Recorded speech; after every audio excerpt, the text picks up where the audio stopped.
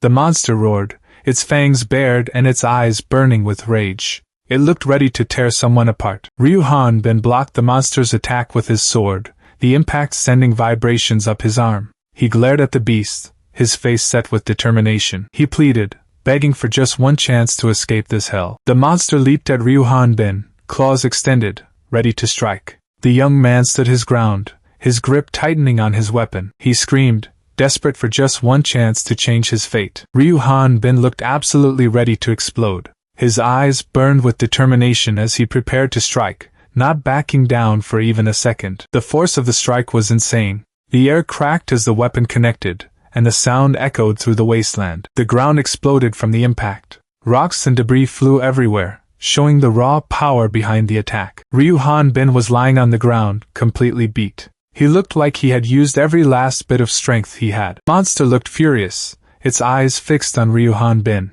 The young man stared back, a question mark hanging over his head, wondering what was going on. Roar! And immediately, the hell dog lunged forward, its massive jaws wide open and ready to tear him apart. The thing looked absolutely rabid. Ryu Hanbin didn't hesitate. He swung his weapon with all his might, hitting the monster head-on. The force of the impact made the air crack. He was starting to lose hope. There was nothing in this hell-like world. Please, just this once. Let me leave. Ryu Hanbin had just killed another hell dog. The system notified him that he had exterminated a LV4 hell dog. Ryu Hanbin was getting desperate. He was all alone with these monsters that just kept showing up. He didn't know how much longer he could take it. And then the system spoke up, telling him that he had gained experience. The young man looked down at his sword, praying for a miracle. He begged the system to let him leave, even just this once. The system then told him that he had met the required amount of experience. He waited with bated breath. The system window popped up again, telling him that he had gained a level. Ryu Hanbin couldn't help but smile, finally seeing a glimmer of hope in this awful place. But then, the system glitched out again. The screen filled with errors, crushing his hopes once more. Ryu Hanbin dropped to his knees, panting heavily. He was completely exhausted, but he couldn't stop now. He had to keep pushing forward, even if it seemed impossible. And just like that, the system window popped up again, showing his level dropping from 4 to 1. It was the same old story, the same old glitch that kept him trapped. He was on the ground now, begging for anything to change. Ryu Hanbin was willing to do anything, just to get out of this awful place. He just wanted a break. The system window then appeared, reminding him that the player must be at level 5 to proceed to the next area. The young man felt rage building up inside him. Ryu Hanbin screamed, begging to be let go. He yelled, asking to be allowed to leave this place. He was at his wit's end. The rocky wasteland stretched out as far as the eye could see, under a sky stained red. It was a hellish view that never seemed to end. Suddenly, a hell dog appeared, breathing fire. The heat was intense, and the air crackled with energy. Another year passed in that awful place. At the same time, the hell dog flew through the air, dodging attacks. 2 more years crawled by, each one feeling like an eternity. Because of that, the hell dog fell from the sky. Ryu Hanbin fell to the ground, completely exhausted. The young man looked like he couldn't take another minute of this torture. 3 more years passed in that awful place. It felt like an eternity trapped in this hellish cycle. Suddenly, a warning popped up on the screen. It said that with his current skills, he had less than a 1% chance of surviving in the next area. 5 more years went by. At the same time, Ryu Hanbin fought another hell dog, his face covered in blood. The hell dog fell from the cliff, defeated. The scene was a testament to the countless battles he had endured. A strange question appeared on the screen. It asked if he was willing to end his own life. Ryu Hanbin knelt before the wall covered in strange symbols, his hands pressed against the cold stone. He looked like he was begging for something, his shoulders shaking slightly. Another 7 years passed by, each one feeling like an eternity. He thought to himself that it had been 10 years since he had fallen to this world. The warrior admitted to himself that he had given up counting the days. Ryu Hanbin was surrounded, but he didn't seem to care. He swung his massive sword, the force of the blows sending the monsters flying back. The scene was a chaotic mess of bodies and broken rocks. The blade cut through the air with incredible speed. It looked like nothing could stop it. The air pressure alone was enough to tear through the monsters. The sword slammed into one of the monsters with a sickening crunch. The monster was instantly pulverized. Pieces of it went flying in every direction. Ryu Hanbin stood over another monster, his sword dripping with blood. The creature looked up at him, its eyes wide with terror. The young man was a force of nature. The monster's claws reached out, desperate to defend itself. It was a futile effort. The claws looked sharp, but they wouldn't be enough. Ryu Hanbin was getting stronger with each fight. He could feel it in his muscles, a raw power that was growing every day. Now that he thought about it, something was off. He couldn't shake the feeling that he was missing something important. Ryu Hanbin lifted his massive sword over his head. The weight of it was almost nothing to him now, after all this time. He wondered what his level really was. The numbers the system showed him never seemed to match up with how strong he actually felt. Ryu Hanbin swung his sword at the monster with incredible force. The blade cut through the air, heading straight for its target. The area was covered in the remains of the monster. It was a brutal end to a long fight. Turns out, this is the survival story of a sword king in a fantasy world. The title card makes it sound like it's going to be quite a journey. So, turns out this is a world called Thelharathna. And immediately after that, the system tells him that he's been selected as the chosen one. The system then explains that his goal is to survive and get stronger in this world. But at that moment, a monster bites his arm and he screams in pain. The monster pins the young man to the ground. He screams in terror, realizing he's in deep trouble. Suddenly, the guy kicks the monster away, sending it flying. The monster whimpers, clearly hurt. Ryu Hanbin was on the ground, panting heavily. He looked around, completely lost and confused, asking himself what the hell was going on and where he was. He noticed a dog and wondered what it was. But at the same time, the hell dog lunged at him with its fangs bared, ready to attack. He didn't even have time to process what was happening to him. Everything became a blur of pain and fear as the monster attacked. He screamed as he kicked the hell dog with all his might, sending it flying away. The monster whimpered in pain. The one thing he knew for sure was it dead? He stared down at the monster, trying to understand what had just happened. He realized that if he didn't kill the monster, it would definitely kill him. It was a matter of survival. The hell dog was ready to attack, its fangs bared and its eyes glowing red. And immediately, Ryu Hanbin told it to stay back, trying to defend himself. Ryu Hanbin shouted, demanding to know why he was being attacked. But then he noticed something strange. A guide line? The screen showed the hell dog's level and species, describing it as the lowest level monster in Thelharathna. It also said the monster possessed strength similar to an unequipped adult male. The screen explained that players could level up by gaining experience from defeating powerful monsters. Ryu Hanbin was completely lost, wondering what the hell this was all about. Ryu Hanbin looked at the hell dog, a confused expression on his face. He wondered if he had somehow gotten stuck inside some fantasy game world. The young man was starting to think this wasn't just a weird dream. He started to think about when things had gone so wrong. It was like his life had taken a turn he didn't see coming. He was lost in thought, trying to figure out what had happened. Ryu Hanbin's eyes were unfocused as he thought back. He was trying to piece together the events that led him to this strange place. The young man looked dazed and confused. Ryu Hanbin said that he would wake up slowly every day at noon. He wondered if he had been too lazy. It was a habit he had fallen into, and now he was questioning it. Ryu Hanbin remembered that he had just been discharged from his mandatory military service 3 months ago. He felt he had reason enough to lay back and relax a bit. He wondered what he should do today to kill time, as he had believed that after finishing his service, he would be able to dive right into being part of society. Ryu Hanbin thought that the last 3 months had been a total blur. Nothing about him had changed, not even in the 2 years he served. He was starting to think this was reality. The young man was getting pretty bored with all this. It hit him that this was actually his life now. He didn't seem too happy about it. He just kept eating, looking totally uninterested in anything around him. The guy looked like he had nothing better to do. Suddenly, Ryu Hanbin's eyes widened. He looked up, totally surprised by something. He was so shocked that he fell backward out of his chair. The young man scrambled to get up, his eyes darting around in a panic. Ryu Hanbin screamed at the top of his lungs, his face contorted in a mix of shock and pain. He looked like he was going through something really intense. And in his old room, the chair spun around, now empty. It was like he'd vanished into thin air. The room was quiet, with just the chair and desk sitting there.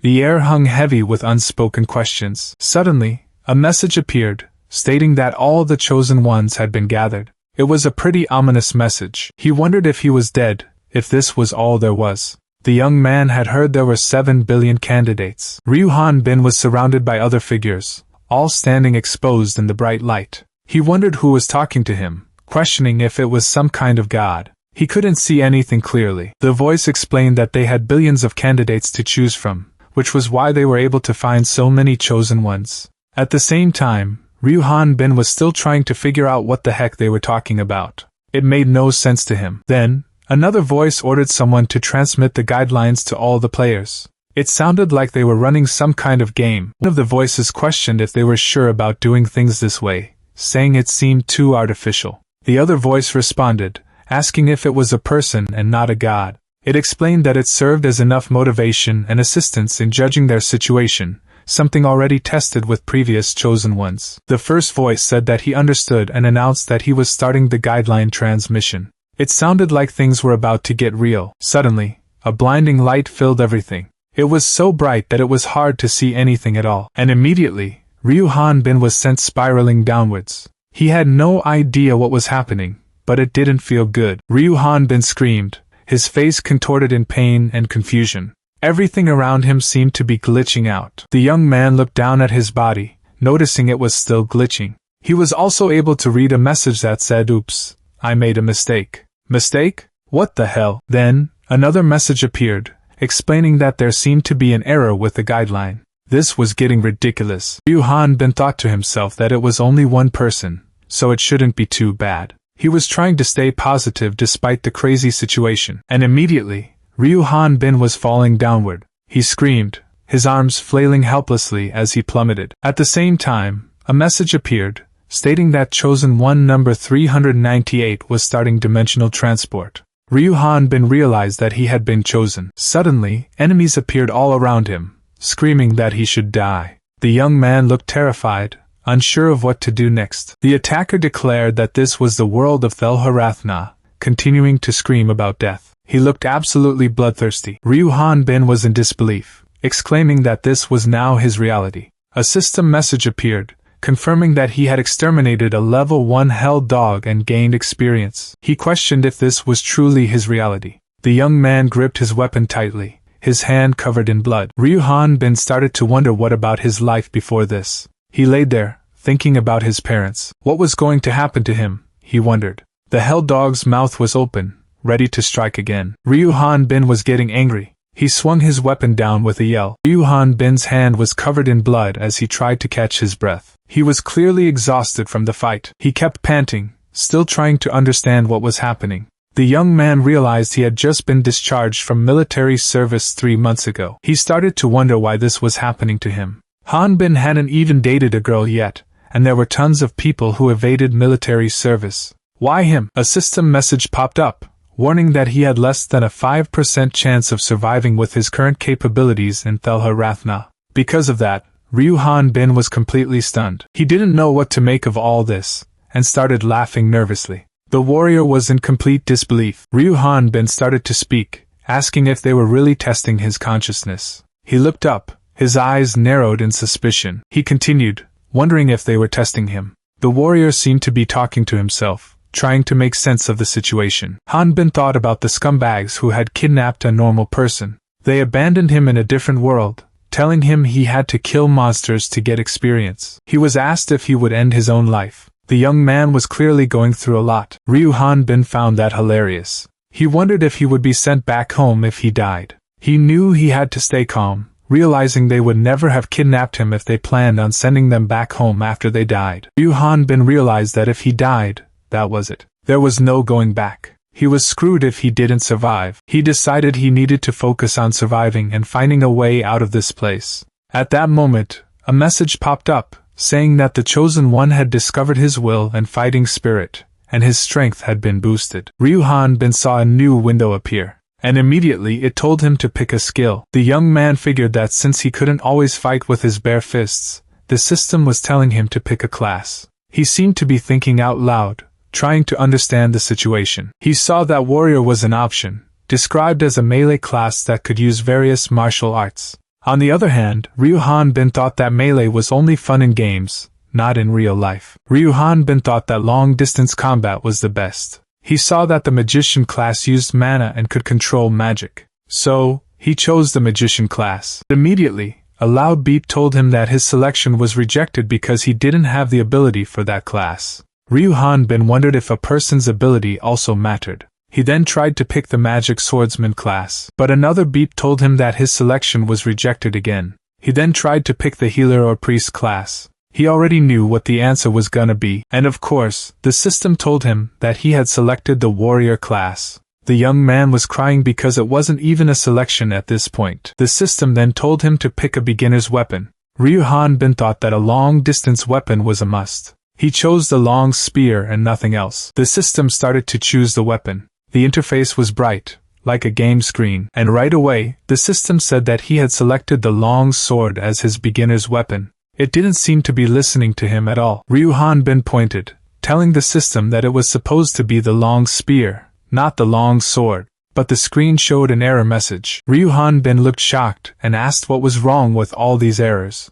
He was starting to get really frustrated. The system suddenly admitted that it had made a mistake, and that there seemed to be an error with the guideline. The thing even cursed. Ryu Hanbin looked stressed, realizing that the guideline, the only useful thing he had, was also malfunctioning. He asked himself what was up with all these errors. He started laughing like a maniac, saying that he didn't like acting according to what those scumbags wanted anyway. He was going to do what he wanted. At least the sword was better than a rock, he thought to himself. But he didn't want to die, not even more than he already had. He was determined to survive, no matter what it took. He just couldn't bring himself to die again. Ryu Hanbin gripped the sword tightly, his eyes focused and determined. The young man was ready to face whatever came next. The story was about to get started. It was about to be revealed just how his life went to hell. Ryu Hanbin was about to explain how his unending, hellish life of leveling up began. The red sky and rocky landscapes seemed to foreshadow the challenges he was about to face. Ryu Hanbin started swinging his sword, practicing his moves. He was determined to get stronger, no matter what it took. He kicked with all his might, practicing his swordsmanship. Because of that, he ended up on the ground, exhausted. Turns out, it had been 7 days since Ryu Hanbin got stuck in Thelharatna. He had no idea how much longer he'd be trapped there. Ryu Hanbin was fighting a monster, but at the same time, he was thinking about how he has asked the system countless times how to go back home. He hadn't gotten any answers. The system hadn't responded to him at all. Ryu Hanbin wondered if it was just bugged. In any case, he was fighting to survive. Suddenly, Ryu Hanbin got hit by something. He grunted in pain. Ryu Hanbin shouted at the monster, telling the scumbag not to run away. He looked absolutely furious. Monsters Ryu Hanbin fought were always hell dogs. If there was one thing he'd learned, it's that these hell dogs also leveled up. Ryu Hanbin realized that after he swung his sword, the hell dog would rush in and attack. He wondered what kind of dog used its head like that.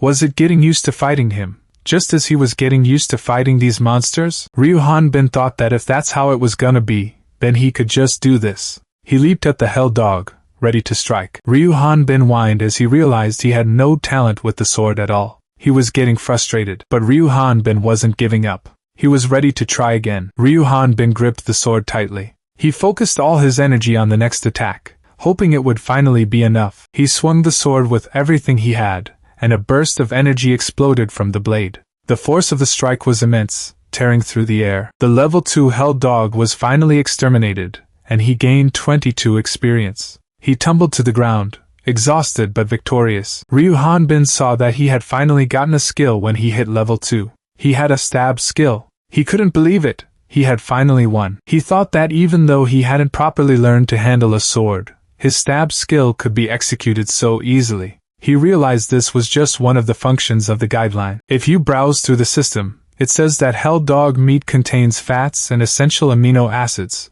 recommending it to be eaten cooked. It also says that hell dog blood contains moisture, carbohydrates, fibers, and essential minerals, recommending it as a drink. According to the system, hell dogs could be considered the perfect food. But unlike their violent nature, their teeth and claws quickly become dull and cannot be used soon after. Ryu Hanbin thought the meat was so rubbery. He realized that this place is definitely artificially created. Ryu Hanbin was sure there was a reason why they brought him here. The young man thought it wouldn't make sense for them to keep him stuck here for nothing. At the same time, Ryu Hanbin wondered if this was all there was. He had heard that there were 7 billion candidates. He wondered where the other chosen ones were sent as he continued to eat. Ryu Hanbin's eyes widened in disbelief. He was clearly shocked by what he was seeing. The system message popped up, saying that he could leave the rock mountains once he reached level 5 and met up with other chosen ones. Ryu Hanbin was surprised, repeating the words rock mountains to himself, wondering where he was. The system explained that the rock mountains were a starting safe zone where the death rate was lower, and gaining experience was more efficient. It was an area where the chosen ones could learn about their situation and grow to level 5. The message continued, saying that stat-matched monsters only appeared in safe zones, and that he should meet up with other chosen ones in Thelma Rathna. It added that once he reached level 20, he would be able to complete the Thelma Rathna map and travel to the Rathna continent. Ryu Hanbin was so frustrated that he grabbed his head and shouted for the system to wait. Ryu Hanbin tried to make sense of it all, asking himself to get this straight. He realized that this area was a newbie area where players could raise their levels to level 5. If he got to level 5, he could go to the next area and party up with other chosen ones and level up to 20. He thought about what would happen once he reached level 20. Would he be transported to the Rathna continent where the real fight begins? Ryu Hanbin stared at the error message, asking what he had to do on the Rathna continent. He was immediately met with more errors from the system. He shouted that it was happening again. He realized that the hell dogs were getting stronger as he leveled up. Ryu Hanbin noticed the level comparison between himself and the monsters. He thought that might be an important fact. Ryu Hanbin wondered if he could ever go back home. He sighed, realizing that he couldn't trust his guideline anymore. He looked angry and confused. In order to meet other chosen ones and get more information, he needed a plan. The young man knew he had to reach level 5. Ryu Hanbin was determined to get to level 5 and leave this dump. He was tired of the constant errors and wanted to find some answers. Ryu Hanbin went looking for hell dogs to hunt. He got hit by one of them, and he yelled that it hurt, calling the monster a scumbag. He looked furious. The hell dogs got stronger as he did, so it didn't get any easier to defeat them. The hell dog was being attacked by Ryu Hanbin's sword. He gained experience after the fight. The system told him that he had met the required experience, and would now gain a level. Ryu Hanbin looked like he was screaming in excitement. The system informed him that he had learned the side-slash skill. Ryu Hanbin continued to face the ever-growing hell dogs, ready to use his new skill. He fought, even though the level 3 hell dog possessed strength similar to an unequipped novice warrior. Ryu Hanbin swung his sword at the hell dog with all his might. Ryu Hanbin got hurt in the fight, his face showing the pain. But immediately after, a level 3 hell dog was killed, so at least he won. He ate, slept, and fought, repeating the cycle again and again. The young man was trapped in a loop of survival. He got injured, then killed the hell dog, and finally ate to recover. It was a brutal routine. He slept, fought, got injured, killed, and then fought again. The warrior was stuck in a never-ending grind. The system kept spamming messages that level 3 hell dogs had been exterminated. But then, a message popped up saying a level 4 hell dog had been taken out. The system announced that the level 4 hell dog had been taken out. It fell to the ground, defeated. Ryu Hanbin was sent flying backwards from the force of the attack. He was clearly struggling to keep his balance. Ryu Hanbin was on the ground, struggling to get up.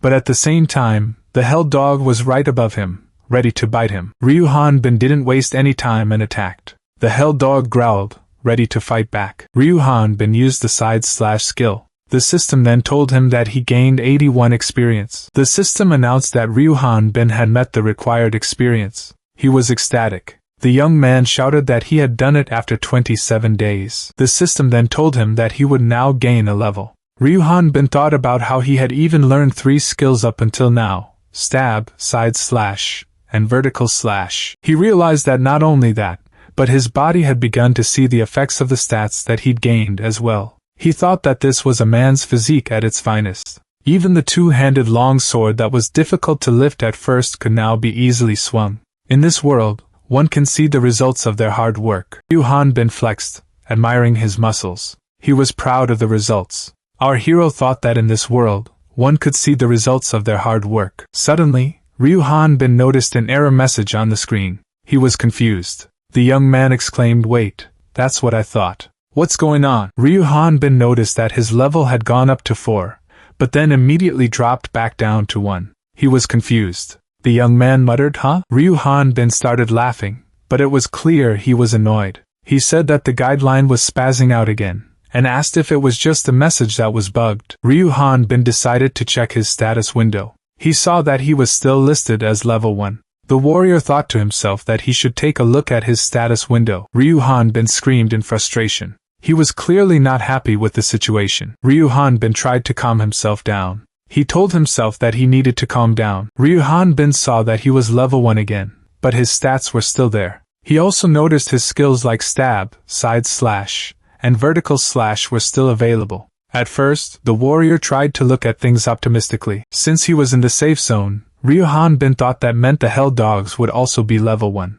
He figured he could get more stats more easily. But then he realized this was freaking awesome. The rocky landscape stretched out before him, the red sky hanging heavy above. However, the Hell Dog in front of him was also level 1. The Hell Dog looked up at Ryu Hanbin, its eyes glowing red. The enemy was ready to fight. Ryu Hanbin realized he was wrong about the Hell Dogs. The Hell Dogs kept getting stronger even though their levels didn't change. He kept putting his life on the line in every fight. He stood on top of the dead Hell Dog, covered in its blood. At the same time, Ryu Hanbin was fighting. The system kept showing him as level 4 and then level 1 again. He looked frustrated, knowing he was stuck in a loop. While Ryu Hanbin slashed his sword, the screen showed an error message. He hoped that this time the system would work correctly. Ryu Hanbin was sure he'd get it this time. He was still level 4 then level 1 again, and he was starting to lose hope. Ryu Hanbin swung his sword with all his might. The force of the blow was enough to cut the Hell Dog in half, sending blood splattering everywhere. At the top, the system screen showed Ryu Hanbin's level fluctuating again.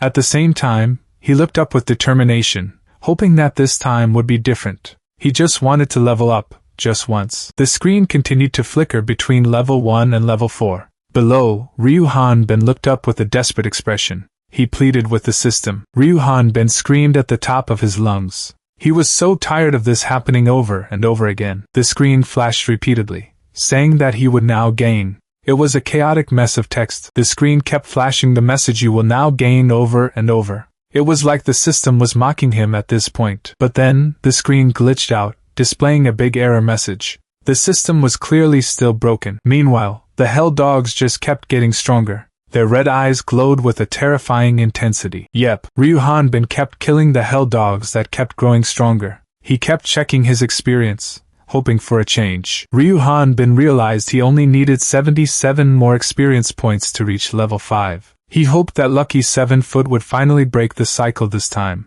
At the same time, a dead Hell Dog lay beneath him, a testament to his endless grind. For the last 7 years, he had been trapped in this hellish situation, constantly leveling from 1 to 4. He jumped away from the falling Hell Dog, already thinking about the next one. Chosen ones don't age, and their recovery ability heals all injuries in a single day. He looked up, exhausted, but knowing he'd be ready to go again tomorrow. The ground was littered with the bones of his enemies. Returning to level 1 didn't decrease his stats, but he couldn't learn a new skill since he couldn't get past level 4. The young man walked forward, the bones crunching beneath his feet. The only skills he had were stab, side slash, and vertical slash. Ryu Hanbin was surrounded by bones, ready to fight again. The Hell Dog roared, its voice echoing through the rocky landscape. Ryu Hanbin looked down at the dead Hell Dog, realizing how lucky he was that it had crawled out. He muttered that the Hell Dogs only got stronger as his stats increased. He remembered the system said that the monsters were placed to help chosen ones get stronger. The young man wondered if they were just there to be killed. He asked how one could kill something that was already dead. Ryu Hanbin paused, gripping his sword tightly. He thought to himself that the same could be said. He finished his thought, a grin spreading across his face, that the same could be said about him. The system announced that the guideline transmission to the chosen ones was complete. The Jaren Rathna 5th operation was now starting. Ryu Hanbin thought to himself that he had gotten quite used to this since it was the 5th time. He figured that even if it was another world, players would normally take at most about a year to clear the area. He continued, hoping that there would be some useful players this time around. The young man seemed to be expecting something. Ryu Hanbin wondered what kind of world this was. He asked himself if it was disposed of or broken, finding it quite suspicious. Turns out, Ryu Hanbin was currently logged into Thelna Rathna. He looked calm, but you could tell he was thinking hard. Ryu Hanbin reached out his hand, feeling the soft sheets. The room looked clean and modern, a far cry from the rocky wasteland he was used to. Ryu Hanbin wondered if he was back home.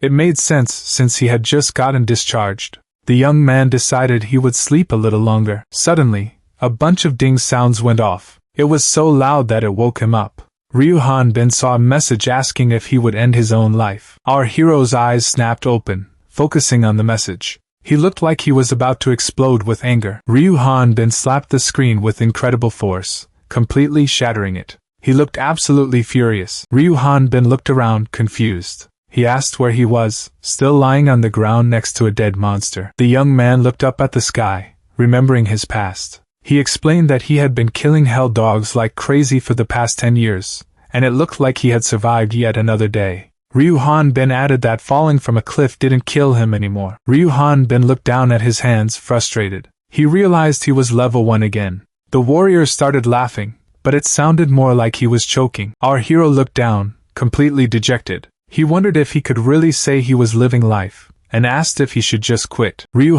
Bin clenched his fist, looking determined. He seemed to be steeling himself for whatever might come next. Ryu Bin was agonizing over his choices again. He wondered if taking his own life would send him back home. But if he was gonna die anyway, wouldn't it be better to make it worth something? Still, there was a part of him that didn't want to die. So, he decided he would take down one more scumbag. He was ready to unleash more pain. After being stuck in this hell for 10 years, Ryu Bin had given up counting the days. He wondered how much longer he had been there after that. 5 years? 7 years? He ended up developing a hobby and even came up with work to do. Surviving alone wasn't an easy task, but this kept him busy. But this harsh environment didn't allow one to become lazy. This was reality. The young man felt the sword fit perfectly in his hand, ready to strike. Ryu Bin declared that this was his reality. At the bottom of the panel, the landscape seemed to echo his sentiment, with its harsh red tones and jagged rocks. He figured that if he couldn't change his situation, he might as well devote himself to what he could do. And since there was nothing but rocks and boulders, he could just make things. So, Ryu Bin built a house. He lived day by day with such devotion. He would even comment on the weather, even though it was always the same. Ryu Bin declared that he no longer lived with rage. He was still fighting, but he wasn't consumed by anger anymore. He smiled, despite everything. The young man was still fighting, but he was doing it with a sense of purpose. The hell dog was sliced in half with incredible speed. The attack was so fast that the monster didn't even have time to react. The hell dog snarled, showing its sharp teeth. It looked absolutely furious. The hell dog seemed to ask what was happening.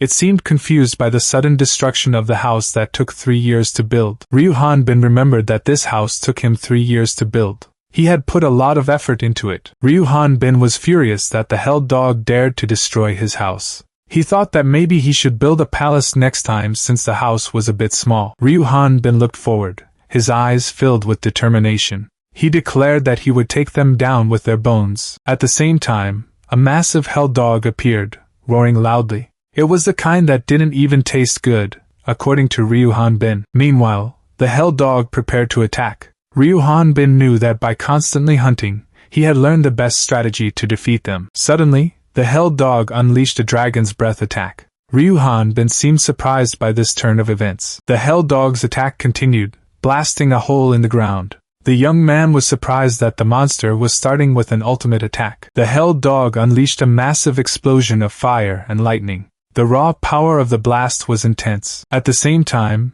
the hell dog braced itself, ready to follow up. The monster looked ready to tear him apart. Ryu Bin knew it was impossible to dodge the attack since the area was so large. So, he braced himself, deciding to block it with his strength. Ryu Bin complained that the hell dog had burned the ends of his hair. He wondered why it had to do that when there wasn't even a hair salon around. The hell dog was surprised to see its enemy unfazed. It then rapidly cast thunderbolts, light, and fire magic, one after another. Ryu Bin declared that he would block the attack by carving up a huge wall of earth. As a result, a massive wall of earth rose up to block the incoming fire and lightning. The hell dog was still recovering from its previous attack when Ryu Bin came flying at it. The monster looked up, realizing it was about to take a serious hit. Then, Ryu Bin prepared his final strike. The hell dog could only look up in confusion, wondering what the heck was going on. Ryu Bin thought to himself that he couldn't really say he had a talent for swordsmanship. Meanwhile, the hell dog was getting slammed by the full force of his attack. Ryu Bin shouted that he'd got it. He added that he didn't have any other skills since his level wouldn't increase either, which really sucked. Ryu Hanbin was getting ready to unleash another attack. He was really putting his all into this, and he said he was going to do it. Turns out, after using vertical slash, side slash, and stab 10,000 times, he had combined 3 skills into one. He named it Cross Impact Triple Cross Attack. The warrior admitted it wasn't a real skill, but he was confident that no monster could survive it. Ryu Hanbin was lying on the floor, exhausted. He wondered if he had somehow managed to survive yet another day in this crazy place. Someone was logged into Thelnarathna, and they realized it was Ryu Hanbin. The guy was shocked, saying that it was that kid that got bugged a long time ago. He couldn't believe that he was still there. The person remembered that the 5th generation was operating in Jaren Rathna right now. He added that the 4th generation was at Roa Rathna. It hit him that the 3rd generation went to Thelna Rathna, which meant it had been 22 years. The guy was in a panic, saying that he wouldn't be able to come up with an excuse if that person found out. He also said that he couldn't kill him either. He was so frustrated and didn't know what to do. Then, Ryu Hanbin's level 4 stats popped up on the screen. The person was baffled, wondering how he had survived for 22 years at level 4. He thought that his stats and skills were garbage too. Ryu Hanbin thought that after all this time, what he saw had naturally become the norm. He was probably used to it after all these years. He wondered why the sky was red, where the sun never rose or set without warning. He also asked himself why there were clusters of dead tree branches on the ground. And Ryu Hanbin couldn't believe it. He was finally free from that place. He had been stranded on a rock-filled mountain of hell. The young man was laughing as he fell through the air. Ryu Hanbin was sent flying and landed in some water. The sign said he was in the Sathe Forest, in the Greylut Kingdom, on the northern Rathna continent. He was laughing like crazy, happy to be out of that awful place. He stood up, looking around at the new scenery. Ryu Hanbin admitted he didn't know what was going on, but it was way better than that god-forsaken mountain. He noticed he was still a little damp. He thought it was weird that he suddenly became level 5 when he got here. Ryu Hanbin checked his stats. Level 5 swordsman, strength 8, health 21, recover 15, plus vertical slash, language translation, and a communication skill. The young man wondered why he was transported here in the first place since he needed to be level 20 to come to the Rathna continent. He was still confused, wondering why he was transported here. What the hell was he supposed to do? Ryu Hanbin realized it was pointless to ask since there was no one to answer him. Suddenly, a new window popped up in front of him. Ryu Hanbin had never seen this window before, and he stared at it with curiosity. Ryu Hanbin stared at the new message. It said his final mission was to kill one of the 6 goddesses of Rathna. He looked stunned by the insane request. If he killed the goddess, the reward would be eternal youth and immortality, and he'd be sent back to Earth with his stats intact, plus 3 wishes. Then his reward was going back to Earth. The system warned him to keep his identity as a person from another world a secret and to register at the Hunters Guild in the corporate city of Onpris. Hunter? Suddenly, a loud roar echoed through the forest. The wyvern appeared above him, letting out a deafening cry. Ryu Hanbin turned and ran, shouting that it was a monster. He didn't want to fight whatever that thing was. He stopped and looked back, asking what the hell that thing was. Ryu Hanbin was clearly terrified. Ryu Hanbin stared in disbelief. He asked why the hell the first monster to appear was a dragon. The wyvern glared down at him. It called him a disgusting otherworldly demon and asked how he dared enter its forest. Ryu Hanbin looked up, realizing he was in trouble. He wondered if the wyvern planned on fighting him without a weapon. The young man cursed, realizing he needed to grab his sword. He steeled himself, knowing he had to act fast. Ryu Hanbin knew he was out of time. If he didn't do something right now, it would be too late. Ryu Hanbin yelled that he would burn the enemy to ashes. He added that if he was in a situation like this, it was the perfect time to shake his enemies. He declared that killing the enemy came after. The young man looked confident, ready to beat the wyvern. The wyvern said how ridiculous Ryu Hanbin was, and immediately, the young man jumped away to grab his sword. Ryu Hanbin looked around for his sword. He was shocked that it wasn't there. The screen showed the survival story of a sword king in a fantasy world. It was an epilogue about a brilliant dragon in the sky and dragon knights of the Ixrad kingdom. Turns out, that dragon mount's name was Efer, and she was the great pride of the knights. She kept asking for food in a cute way. But a big problem came up for Efer. The kingdom's prince kept bugging her to let him ride her. However, it wasn't easy to ride a dragon. Efer's knight was killed, and she had to run away from the kingdom. Luckily, some nice knights helped her escape. The lonely dragon didn't even have time to be sad because otherworldly humans kept showing up in the forest. Even though she was trained to fight, Effer never killed anyone. She would let them live, telling them to wait. So, was this kind dragon really a source of disaster? Then, lots of otherworldly hunters got together to hunt her down, beating her badly. Effer realized that letting those otherworldly humans live was a terrible mistake. She looked sad and a little ashamed. Effer was crying, saying that she had no choice after all those otherworldly humans kept showing up. She insisted that she wasn't a dragon. The wyvern continued, explaining the difference. Dragons have 4 legs with wings on their shoulders, but wyverns have wings on their forelegs. She insisted that this was common knowledge. Ryu Hanbin didn't care about any of that. He demanded to know how she figured out he was from another world. He looked really angry. Effer started sobbing, saying she couldn't tell just by looking at him. But she knew that their bodies disappeared when they died, and Rathnians hardly ever came to this forest, anyway. Ryu Hanbin wondered if she had just assumed he was an otherworldly person. Ryu Hanbin realized that meant no one would be able to figure out his identity just by looking at him. He wondered if this was the Sathe Forest in the Greylut Kingdom. But then he remembered that the Greylut Kingdom was destroyed a long time ago. Now, it's called the Xrad Kingdom. He realized his guideline hadn't. Effer was being held down. He was saying that his guideline had not been updated. What the hell is going on? He asked, sounding really confused. The wyvern begged him not to kill him, saying he didn't think Ryu Hanbin would be so strong. Ryu Hanbin was about to strike him with his weapon, the jagged bone. He was asking if he was calling him an otherworldly demon. He looked furious. Ryu Hanbin was looking down at him. Effer was denying everything, saying it wasn't him and that the goddess had told him. The young man demanded to know more about this goddess. Effer said that otherworldly humans had started appearing in Rathna 40 years ago. The wyvern then said he was in pain and asked if he could go home and put on some medication. He looked like he was trying to distract Ryu Hanbin. Our hero looked absolutely furious and asked if he was doing it on purpose, threatening to hit him again. Effer was saying that at first,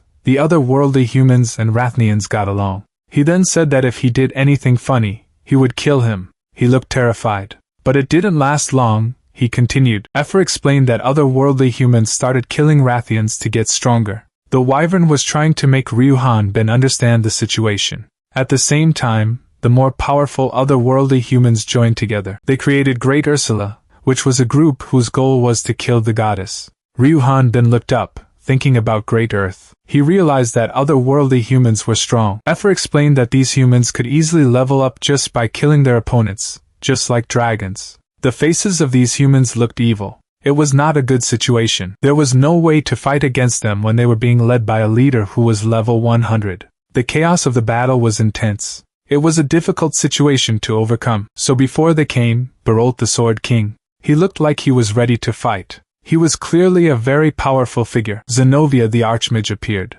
The scene showed her power over floating objects. She seemed to be a very powerful character. Then Garhan the Terrible showed up. He had a sinister expression on his face. He looked like he was planning something bad. After that, Halian the Transcendentalist of Life and Death appeared. She seemed to be using some kind of magic. The woman looked very serious. The text explained that the continent's 4 heroes had massacred the otherworldly humans in an instant. After that, the 6 goddesses blessed the continent. It was a time of great change. The text continued, saying that Earthlings were considered otherworldly demons who had made contracts with the wicked demon god, which was why they were quickly executed. Ryu Hanbin realized he had been kidnapped out of the blue and left to rot on a rock mountain for dozens of years. He was not happy about it. Ryu Hanbin was not happy at all. He pointed out that after finally getting out, he was being told that the whole continent would become his enemy if anyone found out he was an otherworldly being. Ryu Hanbin couldn't believe it. He asked if the goddesses were scary enough to make that happen, since all this had happened before he was even born. He didn't give a rat's ass whether he made a deal with the goddess or became their underling. The young man was going to kill that demon god. Ryu Hanbin was determined to get his butt back home alive. He looked absolutely serious about it. Ryu Hanbin realized that he couldn't let anyone know his true identity. At that moment, Effer swore that he wouldn't tell anybody, promising to live as a normal wyvern and pretend not to know how to speak. The scream echoed through the mountains, loud enough to shake the trees. 5 days later, after leaving the Sathe forest, A huge castle wall stretched across the horizon. It was Empress City, located in the northern part of the Xrad Kingdom, with a large size and population. Nearby was the Sathe Forest and a dungeon in the Ifan Plains. Countless monsters continuously appeared in that dungeon. Because of that, many hunters tried to get rich quick by putting their lives on the line. Ryuhan Bin was heading towards the Hunters Guild in Empress City. The building looked pretty busy, with people coming and going all the time. The people who came to this place were either hunters looking for work, or just looking to relax.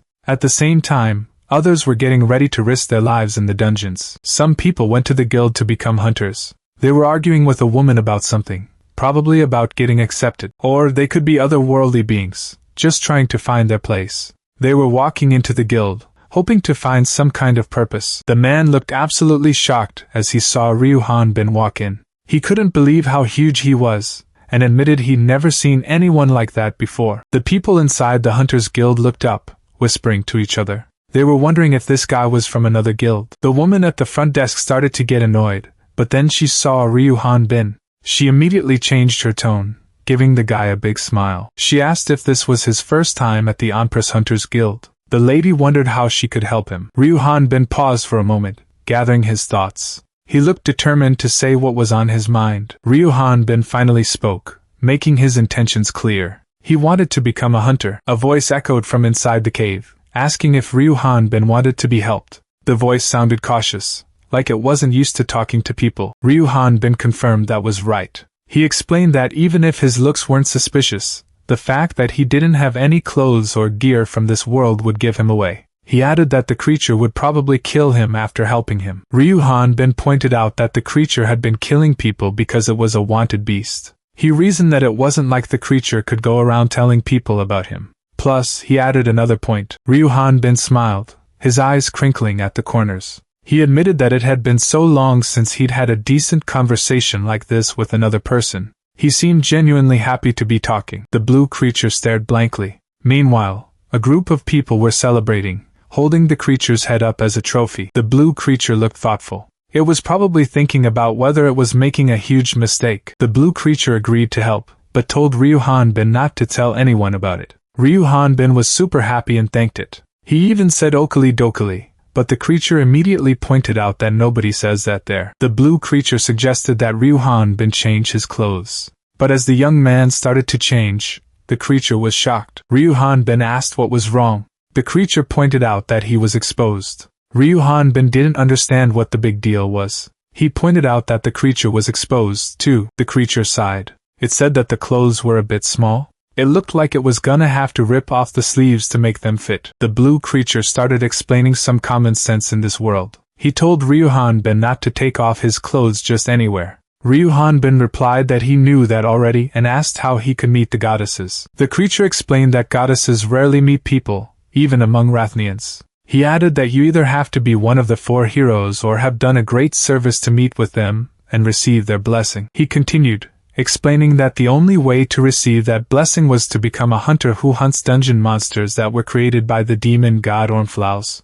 It sounded like a difficult task. Ryuhan Bin realized that the guideline also mentioned that he would need to become a hunter in order to contact the goddesses. The young man wondered what the guide was referring to, looking at his own hand questioningly. Ryuhan Bin realized there was nothing there for the creature to see. He figured he was the only one who could see it. He explained that it was like a guidance system for otherworldly humans like him. The blue creature asked what the system was saying because Ryuhan Bin mentioned it was broken. The young man didn't answer. The sound of heavy footsteps echoed through the hallway. Someone was walking with purpose, their armor clanking with each step. The man explained that unlike other jobs, a hunter has a more free lifestyle. He added that it isn't suspicious for them to have a high level. The speaker warned that Ryuhan Bin needed to be extra careful. The man explained that many others like him would have gone through the same method. The blue creature told Ryuhan Bin not to act like a foreigner. Ryuhan Bin replied that he wouldn't, but then he noticed his hair wasn't cutting correctly. He wondered if it was because he was putting too much energy into his body, and that he couldn't seem to relax because he was so nervous. The guild staff told Eric Gurun not to be nervous and asked if he was from North Campbell.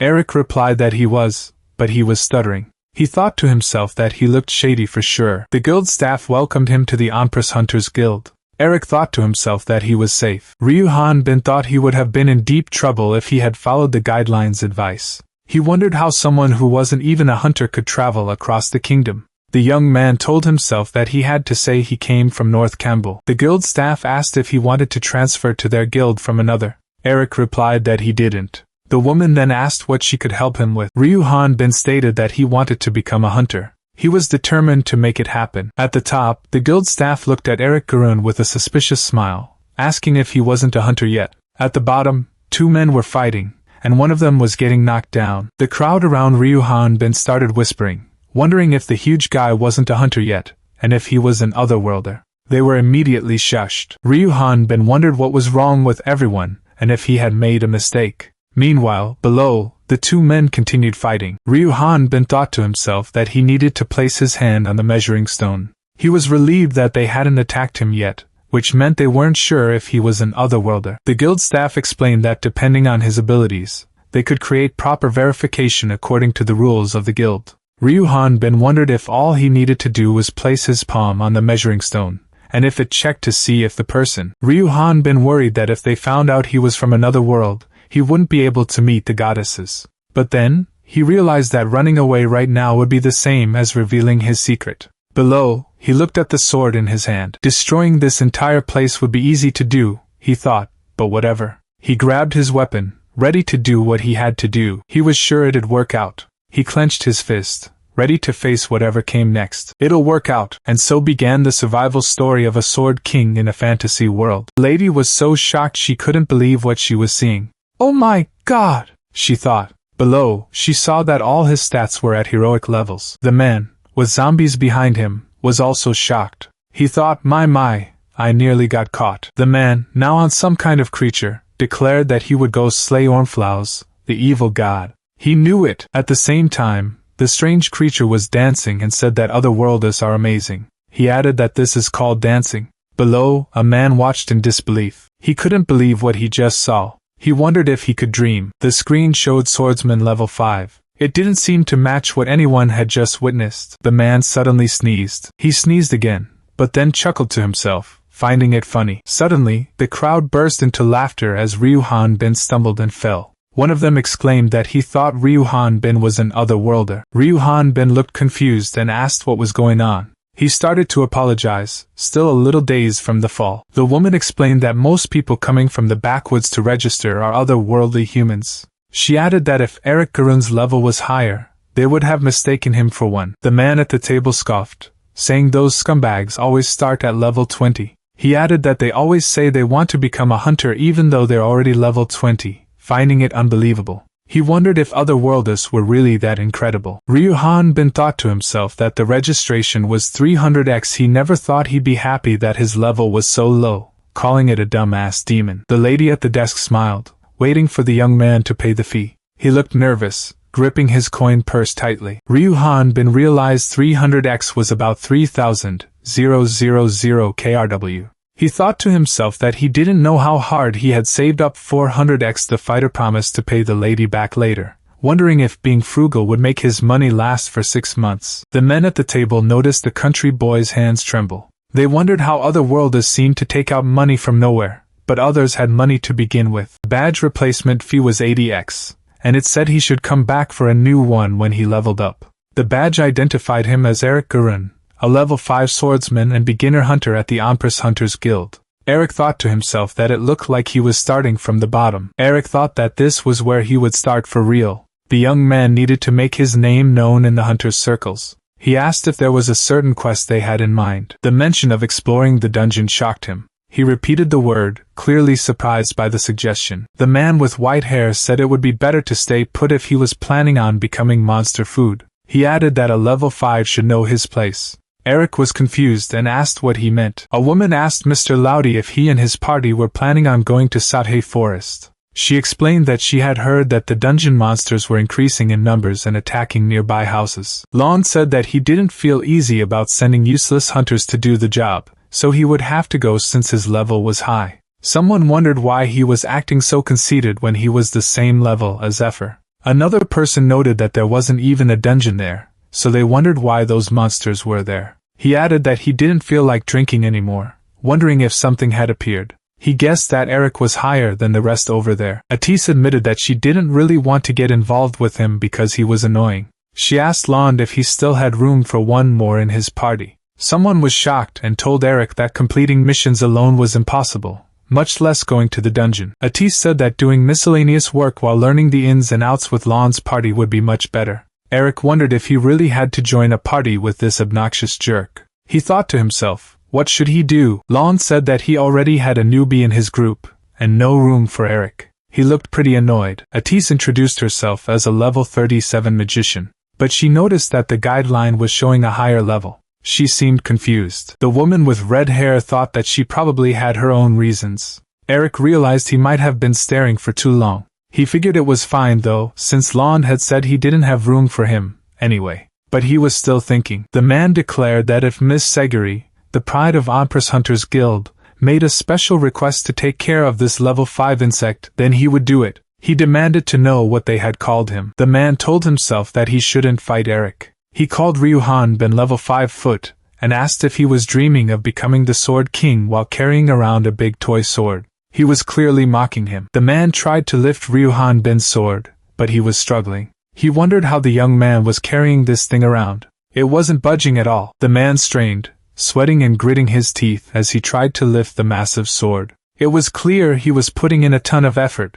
but the weapon wouldn't move an inch. A woman watched with wide, terrified eyes. Her face was pale, and she looked like she was about to faint from fear. Ryuhan Ben stood tall, holding his massive sword high above his head. Eric Gurun, clinging to his shoulders, told him to let go. From below, the crowd was going wild, cheering him on. They were shouting, telling the young man to fight and kill him. Suddenly, a man stepped forward, a stern look on his face. He announced that he had finally found him. Ryuhan Ben hoisted the massive sword high above his head, completely ignoring the terrified guy underneath. Eric Gurun was stuck between the giant weapon and a very muscular man, which was not a good place to be. Eric's eyes were wide with terror. He was sweating bullets, realizing how close he was to getting crushed by that sword. Up above, a woman watched with a mix of concern and disbelief. Meanwhile, the crowd below was still staring upwards, their faces a mix of shock and anticipation. A man watched the scene unfold with a strange glint in his eye. He seemed to be calculating something, a smirk playing on his lips. The man pointed out that with a body like that, Ryuhan Ben could easily take care of level 10 monsters. He seemed impressed by the sheer size of the guy. Berkman yelled at Eric, telling him not to get involved since he was training the newbie. He turned to Ryuhan Ben, asking if Eric had said his name. The guy added that fighting wasn't a problem. The massive sword was still raised high, a clear threat hanging over Eric's head. He was warned that if he wrecked the guild, he'd have to fight everyone. Eric was absolutely terrified, raising his hands in protest. He shouted that he didn't want to fight anyone and definitely didn't want to get kicked out. The guy was clearly furious, pointing a finger at Eric. He reminded him that nobody else would take in a level 5 like him. The man asked if he really thought he could do anything with such a weak level. Ryuhan Ben realized the guy was right, thinking about how he'd spent most of his money just to register. He felt helpless because of his low level, wondering what he should do. But then, he reassured himself not to worry. Berkman patted Ryuhan Ben on the shoulder, telling him that leveling up with a body like his would be super easy. The guy seemed really impressed by his physique. Ryuhan Ben looked surprised as he was asked if he wanted to join their party. He couldn't believe the man was so interested in his muscles. Berkman explained that he knew muscles like that didn't just appear overnight. He figured the only reason Ryuhan Ben's level was so low was because he lacked experience. The old man's level was pretty high. Ryuhan Ben admitted that, being an otherworlder, his growth rate was high, so he wouldn't be able to stay in the party for long. He knew he'd quickly outgrow them. Ryuhan Ben then said that he'd still need to wear a helmet when he beat his head against a wall. He thanked them for accepting him, clearly relieved. Turns out Empress City was built because of the dungeon and the monsters around it. The whole city's business is based on monster hunters and the materials they bring back from their hunts. There are two main places to hunt around Empress. One is the Ifan Plains dungeon, and the other is the entrance of the Sadhe forest. Those are the places where hunters usually go to make a living. The villages are close to the forest, but there's not much food around. But since the monsters don't usually leave the trees, the city doesn't give out many quests to hunt them down. But lately, there have been a lot more monsters attacking near the forest. Because of that, A lot of hunters have joined up to go on quests to take them out. The Devoke is a high-level monster that lives in the Sathe forest. They move slow, but they can crush rocks with their grip and use their weight to make their attacks even stronger. So, you don't want to get close to one of those. The Devoke slammed down with incredible force. The armored guy braced himself, trying to block the attack with his shield. The impact sent shockwaves through the air. Monster yelled, "Hoot!" right in the armored guy's face. He looked absolutely furious, teeth bared and eyes narrowed. The Devoke attacked again, swinging its massive fist. The armored guy managed to block the blow with his shield, but he was clearly struggling. The force of the impact shook him to his core. The Devoke roared, "K-A-A-H-H" as its fist slammed into the ground. The ground cracked under the force of the blow, showing how strong the monster was. Manhwa, a level 25 swordsman and the strongest tank in Empress, grinned. The enemy was down. He was clearly enjoying the fight. Berkman realized he had been too careless. He had let his guard down for a moment, and now he was paying the price. And immediately, Lord Devoke attacked, going for a pincer move. Berkman managed to block the blow with his shield, but the force of the impact sent him flying backwards. Berkman grunted in pain. He had taken a direct hit, and it was clear that he was hurt. Lord Devoke didn't stop there. He went after Amber Bonnet next, swinging his arm at the woman with incredible speed. She was sent flying through the air, but Amber Bonnet wasn't down yet. She recovered quickly and thrust her spear at Lord Devoke. The attack looked like it hit, but it wasn't clear how much damage she did. Amber Bonnet looked down at Bergman, who was injured on the ground. She teased him, asking if it wasn't time for him to retire since he was getting pushed back by the Devoke. She then laughed, saying that retirement sounded nice. Berkman's eyes widened as he noticed his injury.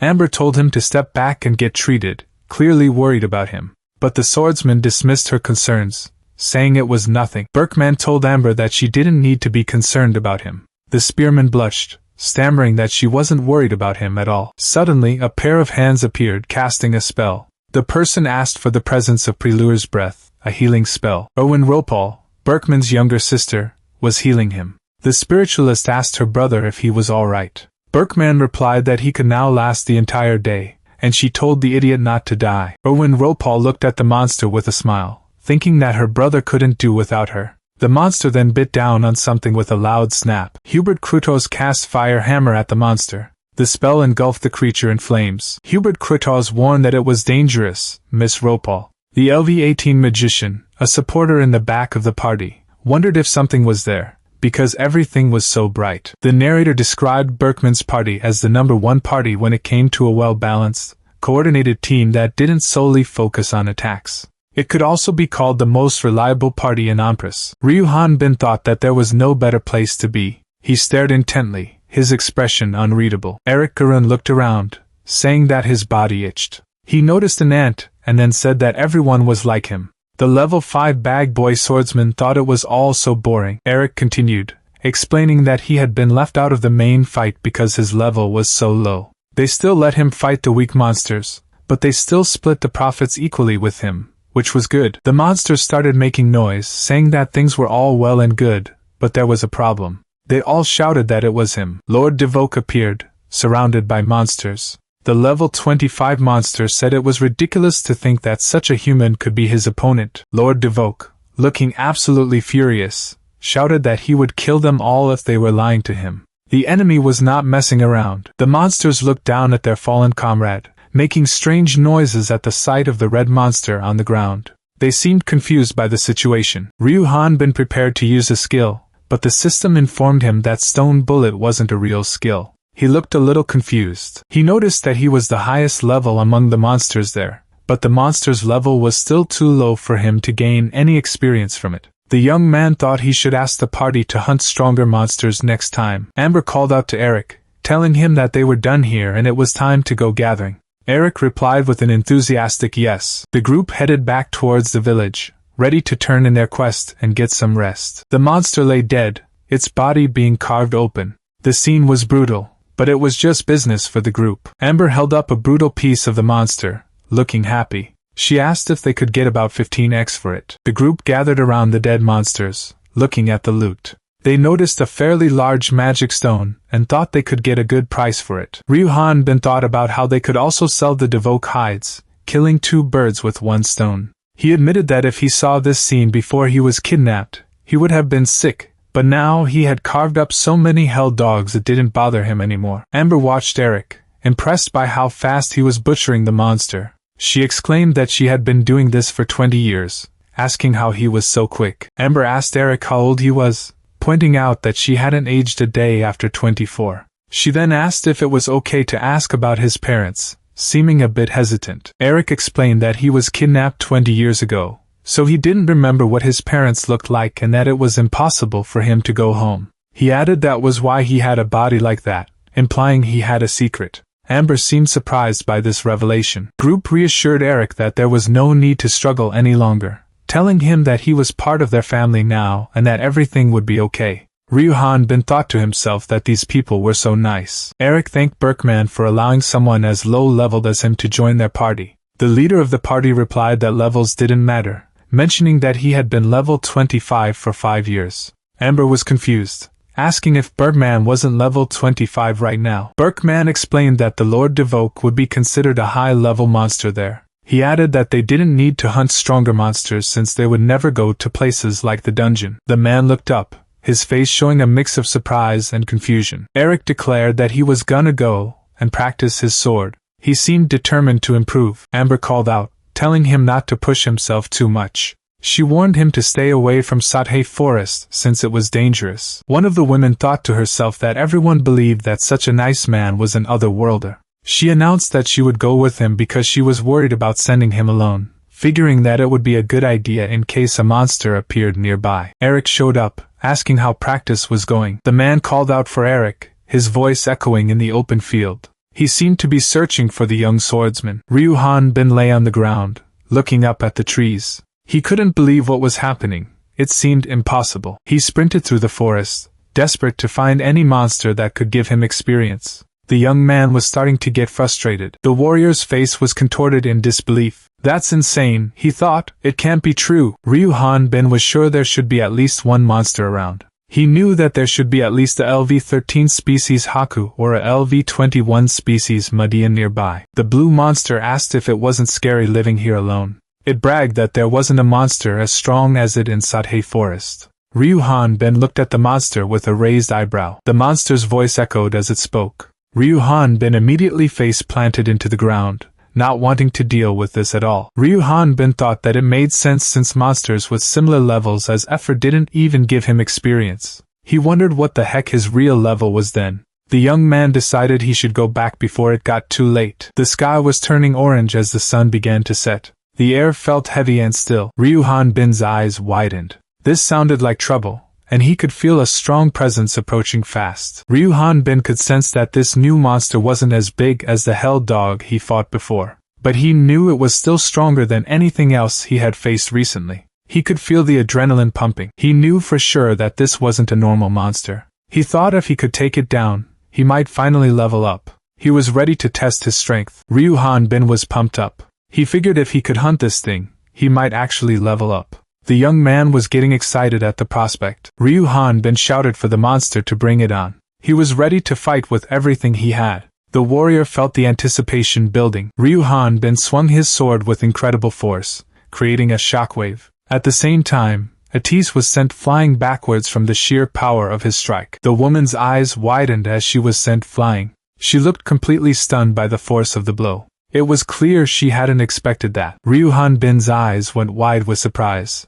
He hadn't meant to hit her that hard. The warrior looked genuinely concerned. He realized he might have overdone it a little. Ryuhan Bin quickly apologized, saying it was his bad. Ryuhan Bin looked up in shock, seeing someone exposed. The mage from Laudi's party was standing there trying to cover himself with a red cloth. He was clearly embarrassed. The mage quickly changed the subject, saying that wasn't important right now. He was sure it was weird, but there was no monster to be found. The mage looked around, confused. The mage was sure the sound came from there though. He apologized, saying he would pretend he didn't see anything. The mage wanted to get out of there fast. Ryuhan Bin stared at him. He thought it was suspicious that the mage would say something like that. The warrior was starting to get a bad feeling about this. Ryuhan Bin realized this wasn't somewhere a level 5 should be. He thought to himself that this wasn't even a public bath. The young man was getting more and more suspicious. The mage thought to himself that he needed to hurry and find the monster. He had heard a huge sound while passing through,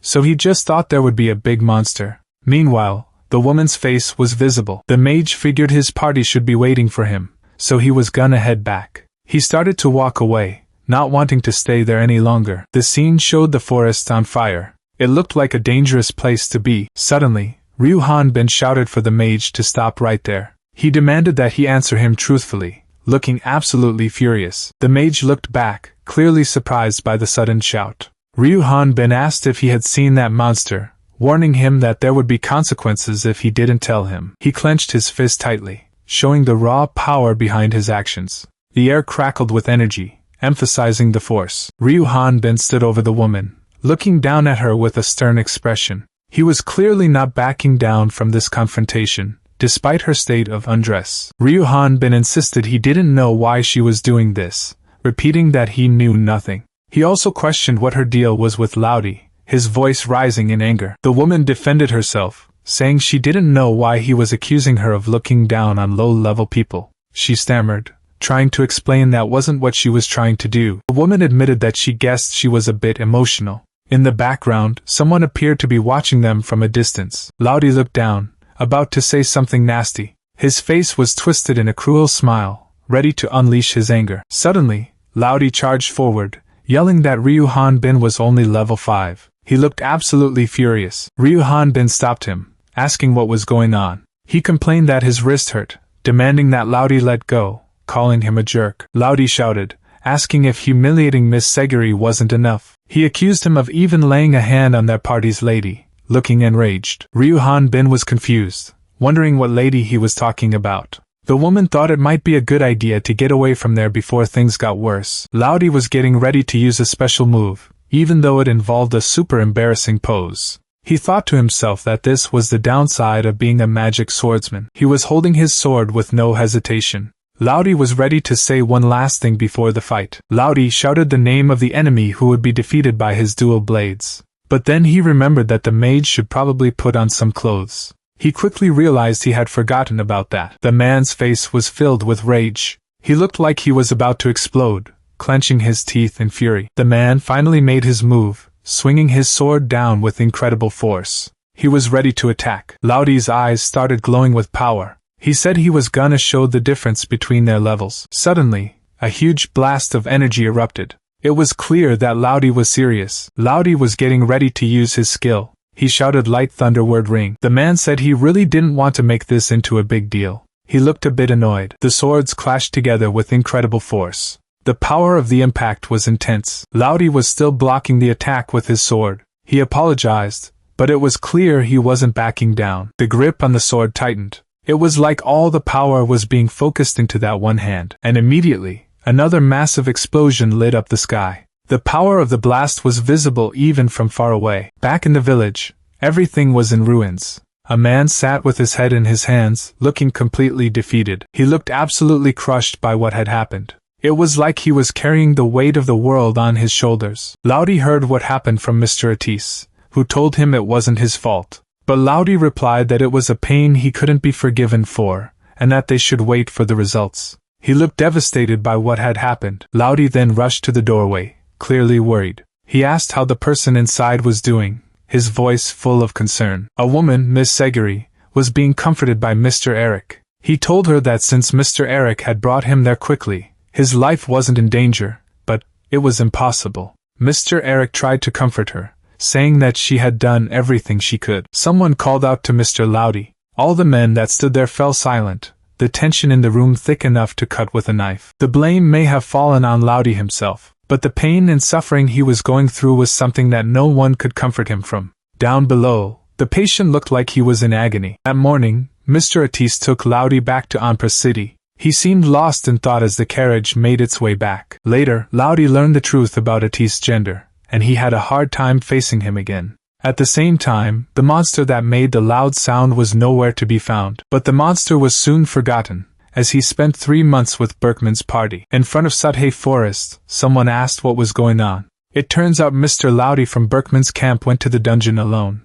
Miss Amber said that it sounded serious. One of them said that going to the dungeon alone with Laudi's level was basically suicide. The other person replied that they thought his level was fairly high. One of them explained that it might be true that he's used to fighting local monsters. She added that those monsters were hunted for survival, so it helped to naturally raise his level, but there weren't any high-level monsters. Another person agreed, saying that Ephor and Lord Devoke were unique. She then asked if dungeon monsters were different. The text bubble clarified that they are not originally from this world. It was explained that they are created by dungeons that were set up by the evil god Ormflaus. It's common to see monsters over level 30, or even higher than that. Laudi thought to himself that if they're over 30, it might help him to level up. He decided that he needed to go to the dungeon, even if he had to go in secret. One of the people was furious, saying that monsters weren't the only problem. He complained that many otherworlders were also secretly hunting there, calling them evil scumbags. He then recalled that the screening for dungeon entry was tough, so he told everyone to forget about going there. Another man wondered why Laudi went if it was so dangerous. He guessed that it was probably because of the hope of finding a healing artifact. The other man repeated the word artifact, clearly intrigued. The man explained that the source placed within those dungeons were artifacts. He added that they are items that come in various shapes and all have different abilities. He continued, saying that according to rumors, one of those artifacts was able to heal any type of wound. He concluded that Laudi was most likely hoping to find that. Countless monsters had been creeping out of Sathe Forest as of late, and he hoped it wasn't a bad omen. He thought to himself that dungeons and artifacts were like a pot of gold at the end of a rainbow. He decided to put out the lights, figuring that was his only option. Ryu Hanbin walked through the dark forest. The trees loomed over him, and the shadows seemed to move on their own. Hanbin admitted that no matter how many times he came to this forest, it was still spooky. He couldn't help but wonder if a huge monster would suddenly appear. Since Ephor lived around here, Ryu Hanbin decided he should go and ask her about the monsters. He figured she would know more about the area. Ryu Hanbin wondered where Ephor's house was again. He hadn't slept much in 3 months, so he was having a hard time remembering. Immediately, Ryu Hanbin screamed in terror. He hadn't even noticed the monster standing right behind him. Ryu Hanbin stopped dead in his tracks and shouted, "What the heck?" He raised his sword, ready to strike the monster that had appeared out of nowhere. The system displayed the monster's stats. Level 31, species, Totiro. It also said that attacks made by swords were useless because its entire body was covered in armor, but it was weak to magic and usually lived in dungeons. Ryu Hanbin wondered what a dungeon monster was doing here. He realized that the system said it was resistant to physical attacks, which was not good for him. The Totiro monsters looked at him and said that he would be a bad opponent for them. They called him human meat and mentioned that they could talk. The monsters dismissed him as a mage, saying he just had an insignificant knife. They were clearly underestimating the young man. The Totiro monsters swarmed Ryu Hanbin, confident in their armor. They mocked his sword, calling it useless. One of the monsters cackled, realizing the guideline had been lying to them. He seemed pretty happy about it. Another monster stared, simply repeating the word knife. It seemed to be processing something. One of the Totiro realized that Ryu Hanbin's sword was actually knife-shaped magic. He quickly corrected himself, saying it was just a dead knife, and called himself stupid. The monster roared, declaring that the knife couldn't hurt them. He said that they were going to eat the knife holder, meaning Ryu Hanbin. The Totiro monster looked up at Ryu Hanbin, confused by something. It asked who he was talking about. The monster then warned that the dungeon outside was dangerous. It told him to hurry. Ryu Hanbin didn't listen and kept attacking. Now scared, the monster asked where he was going. Ryu Hanbin stood over the monster, victorious. The tension in the air was palpable. The monster begged him to take it along. It was desperate to escape whatever was happening in the dungeon. The Totiro reached out, pleading for help. Suddenly, a new monster appeared, towering over Ryu Hanbin. The monster announced its arrival with a loud shout. Ryu Hanbin, ready to attack the Totiro, was stopped in his tracks. He looked up, completely confused by the interruption. At that moment, a small, bug-like monster crawled out of a glowing portal. It made a strange clicking sound as it emerged, catching the young man completely off guard. Spatial transition magic was now active. The destination was set for the Ipan Plains dungeon. So, because of this portal, monsters found their way into the village. But Ryu Hanbin had never heard of portals appearing out of nowhere. He asked if they had made it. Ryu Hanbin wondered if they really couldn't use magic. He was gonna let it slide, but he guessed not. Ryu Hanbin figured he might as well get rid of it. He raised his massive weapon, ready to strike the portal. The monster shouted for him not to destroy it, saying that no one must enter. It claimed that it was under someone's absolute orders. Ryu Hanbin decided that he would just say he didn't see anything. The man ordered the bug monster not to let anyone through,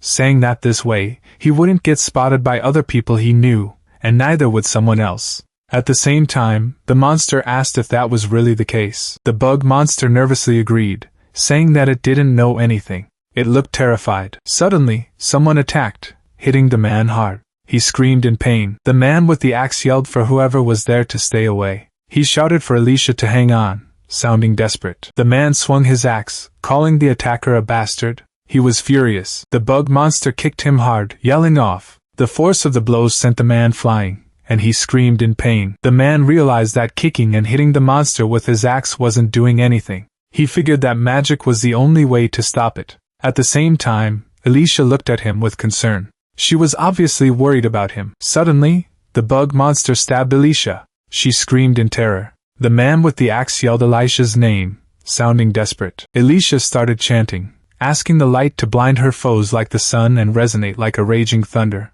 She looked determined to protect herself and the man. Alicia cast the spell, and a bright flash of light filled the area. The monster was blinded by the sudden burst of light. Raud was hit by the flash too. He realized his vision was blurry, but he could still see with one eye. Because of this, he called out for Renard to use Healing Wind. He sounded desperate for help.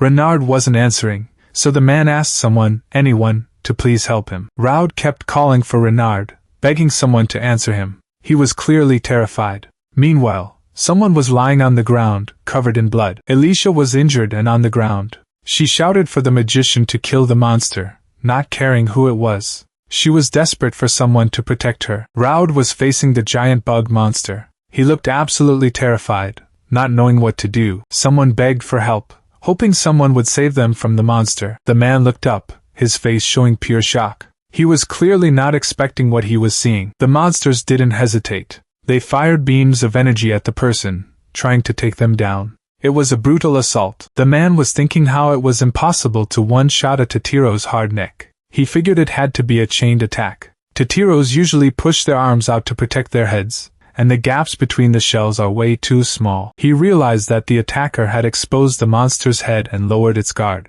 The attacker landed a critical hit, attacking between the legs first. The man exclaimed that it was a technique only dual-wielding magic swordsmen could pull off. He asked if they were from the Anfrost Hunter Guild, and if they were Raud, the magic swordsman. Raud seemed happy that he was recognized. He exclaimed that he had started exploring the dungeon by himself a couple of months ago, which was amazing. But he corrected himself, saying it wasn't that, and that he had been lost in the dungeon for 70 days. Raud explained that after that incident, he remembered drinking away in the guild. When he woke up, he was already inside this dungeon. It was a terrible situation. Raud continued, saying he didn't remember coming in, and couldn't find a single soul to help him out. He then asked why the man had come here by himself. At the same time, Ryu Hanbin looked surprised. Raud then exclaimed that he could leave now. Raud mentioned that he heard Ryu Hanbin was looking for a healing artifact. He asked what that was and if Alicia was okay. Meanwhile, Ryu Hanbin was pouring a potion. He said that he somehow stopped the bleeding, so she was fine, and that they had some podi, but then he realized it was a high potion and that it was so hard to get. Alicia spoke up, wondering if Ryu Hanbin was doing this just because she was a woman, but then said that wasn't it. She then asked why he would use such an expensive potion. She looked at him suspiciously. Alicia argued that the potion wouldn't help her injuries and that it would be harder to leave if someone was injured. She would rather have it used than wasted, and promised to pay him back once they got out. Ryu Hanbin replied that it was good because exploring dungeons with that kind of injury was impossible. Ryu Hanbin asked Raud if he was leaving after coming all the way there just to help some stranger out. He looked surprised by the hunter's decision. Raud insisted that he was a proud hunter, and told him not to look down on him. He then said not to mind it, and that it was nothing and to only think about leaving. He then said that he had a stomach ache and irritable colitis, and he couldn't last long either. Meanwhile, Alicia looked at Raud. Ryu Hanbin thought about how Raud had an injury that he couldn't heal using the high potion, to help some strangers like them. At the same time, the dungeon started to rumble. Ryu Hanbin exclaimed, wondering if it was an earthquake. He looked around nervously. The group heard the rumbling, and Raud said that dungeons aren't like the real world, so it couldn't be an earthquake. He figured it had to be a monster. Raud then told them to quickly run through the tunnel, saying he'd rather die than make a fool of himself in front of a woman. Raud yelled at them, asking if they were deaf. He insisted that they couldn't take on all those monsters by themselves.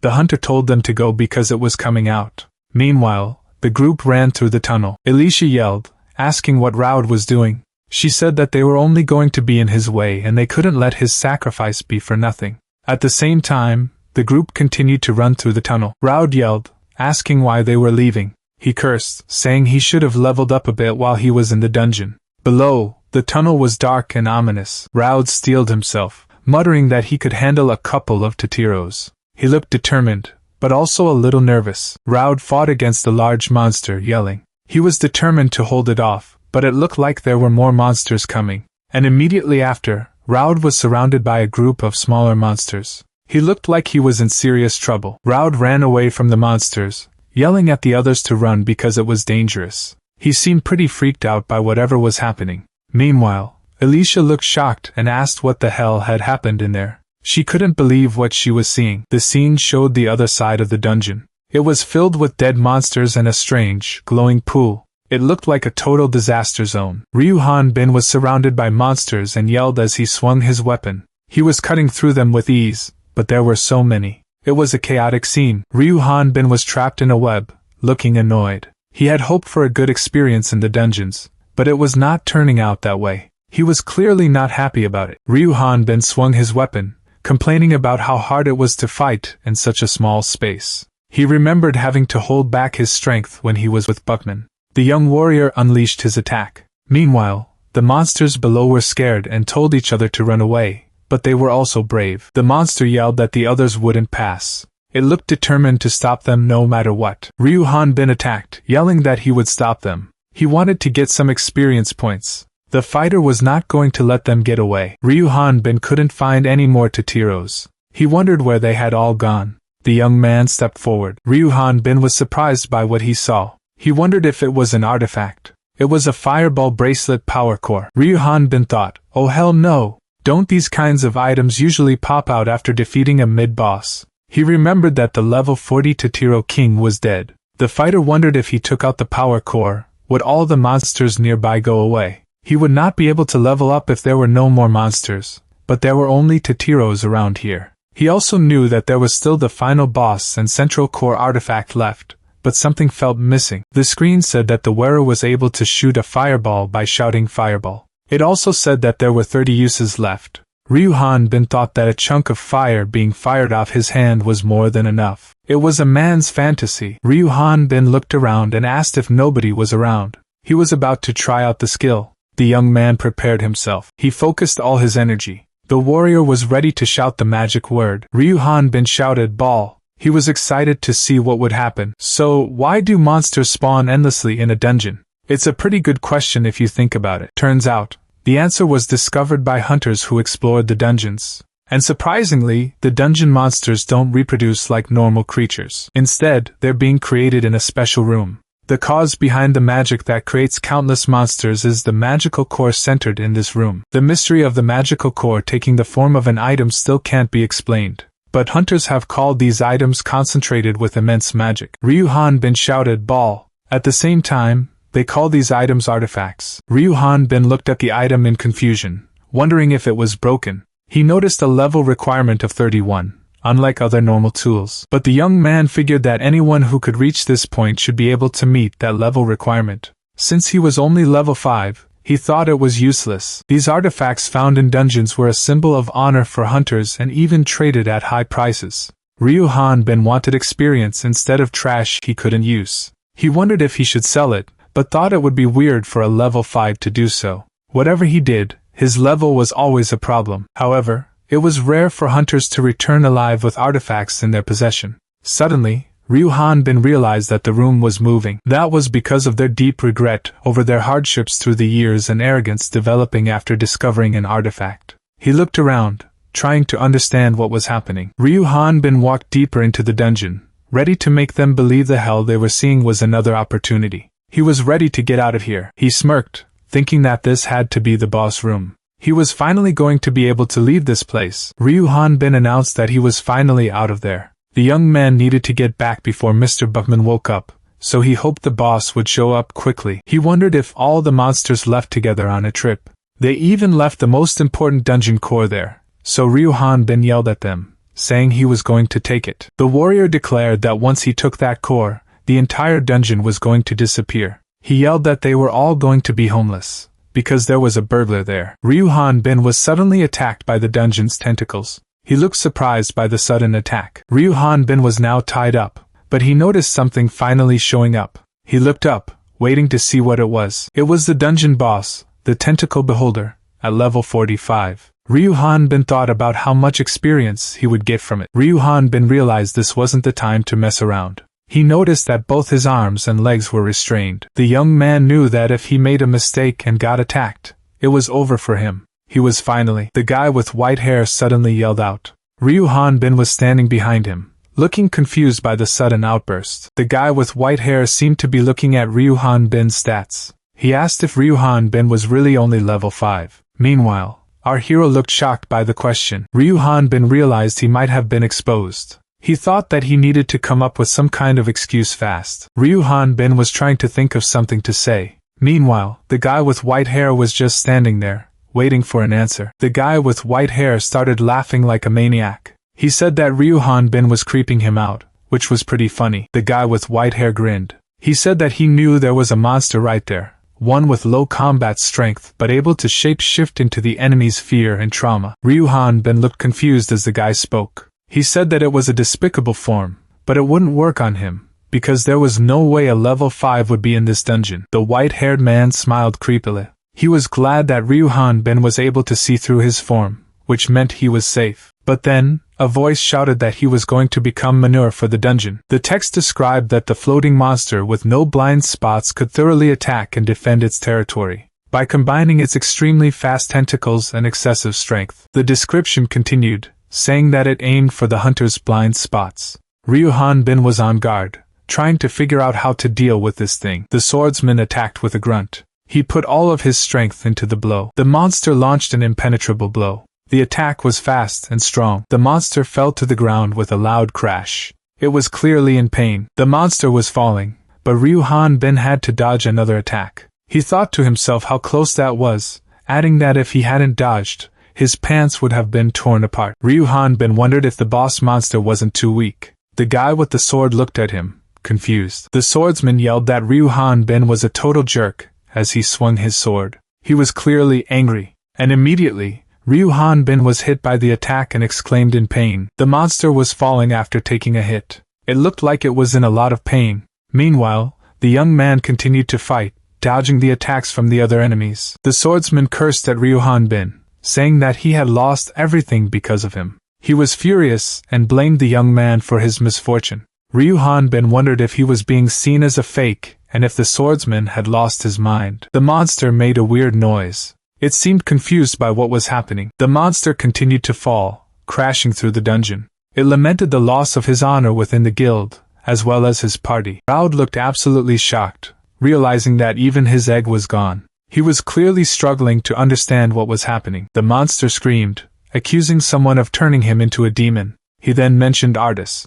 At the same time, Raud screamed that the monster was lying about having a relationship with Artis. The monster kept screaming for someone to die, over and over again. He looked completely deranged. The enemy was determined to kill the human. The monster and Raud were still fighting each other. Meanwhile, Ryu Hanbin was thinking about what he should do if Raud was being controlled by the enemy. The monster yelled at the human, asking how he dared to play with him like a ball. He was furious and ready to attack. The monster pointed out that he hadn't attacked the human yet. He guessed that the human was either a comrade or a party member. At the bottom, the worms were still slithering around. The monster continued, saying that for someone who cherished their comrade, losing their life by that comrade's hand would be the most horrible thing ever. He looked like he was enjoying this way too much. Suddenly, Ryu Hanbin appeared with his sword raised. He offered the monster his experience. Below, Raud looked absolutely terrified, not knowing what was going on. The monster changed his mind.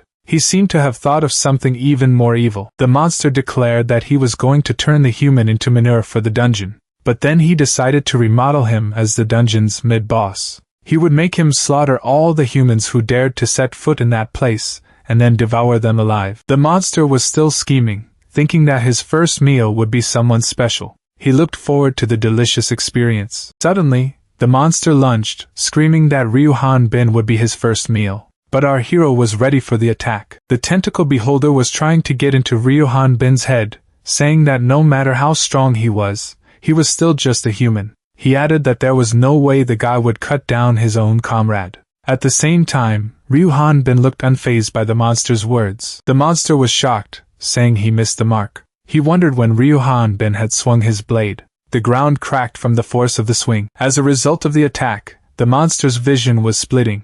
Something bad was definitely happening. Ryu Bin looked at the monster and said, "Ah man, seriously?" He seemed a little annoyed. The monster was falling to pieces. He couldn't believe that this was a level 45 monster. He was clearly outmatched. The monster couldn't believe what was happening. He was screaming, asking how it was possible for him to lose. Ryu Bin was standing there, looking unfazed. He was thinking that even the wind pressure from his swing was too powerful, and the guideline didn't even appear. He figured the dungeon boss was too weak, adding that Ryu Bin wasn't human. If such a monster existed, there was no point in opening the portal. The creature thought that all that was left was hope for the monsters in the Jot Forest. Before Ryu Bin took the core of the dungeon and made it disappear, the monster had to report back to him. As he was thinking this, one of his minions looked up at him. The little monster looked confused. He wondered if Ryu Bin was just a bug. The monster said that he was going to head back, but then he stopped, eyes wide.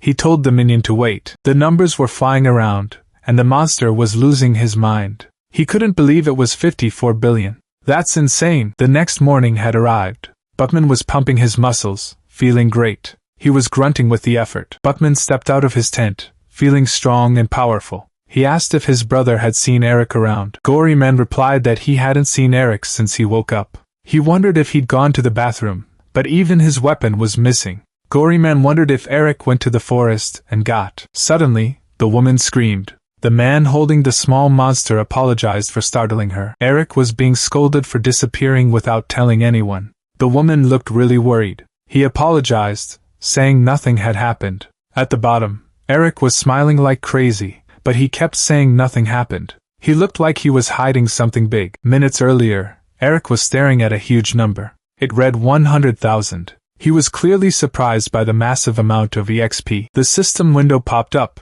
showing that he had exterminated a level 45 tentacle beholder. He obtained a whopping 113,340 EXP. Eric realized that a giant magic hound only gave him 258 EXP. He needed 1100 EXP to level up from 4 to 5. He figured it would only take 2,200 EXP to level up to 6. He was trying to figure out how many levels he jumped with 100,000 EXP. Looking excited. The screen showed the EXP required until the next level, 54 billion. Eric's eyes went wide. He was totally shocked by the insane number. Eric realized that if he needed that much EXP, things were way worse than he thought. He looked totally stressed out by the insane math problem. Meanwhile, Eric was eating a meal with a big smile. Eric looked around a cave, still confused about the EXP situation. At the same time, Eric was hanging out with a little monster, looking like they were friends. Two people were talking about Eric, wondering if something had happened to him, but the woman said that he claimed nothing was wrong.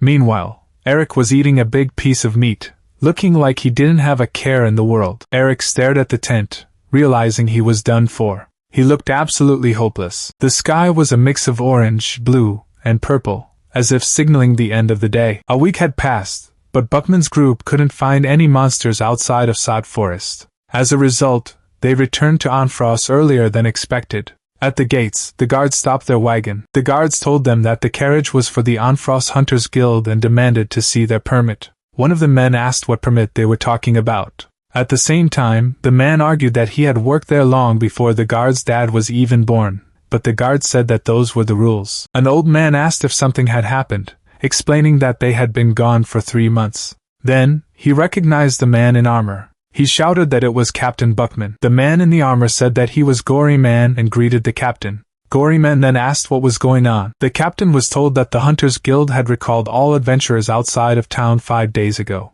He looked absolutely shocked by the news. The town looked quiet and empty. The text in the air announced that the I've been playing dungeon had closed. Back in the wagon, the atmosphere was tense. One of the men wondered if they should be celebrating the dungeon closing. Below them, the town looked quiet and unsettling. One of the guys explained that he was able to use the portal because he didn't take the core of the dungeon. He figured that someone else must have taken the core and closed the dungeon, which was why the streets were like this. The man then asked who they thought had closed the dungeon. He seemed really confused. One of the people in the wagon said that for a hunter, closing a dungeon was an incredible accomplishment. But only an earthling would hide this fact. He looked really worried, adding that wasn't the only problem. The same man continued, talking about the Inquisitor who was sent by the church to find and execute earthlings. The Inquisitor would drag people away and torture them to confess because they couldn't tell them apart from the earthlings. The man added that the Inquisitor targeted any suspicious individual who was above level 20.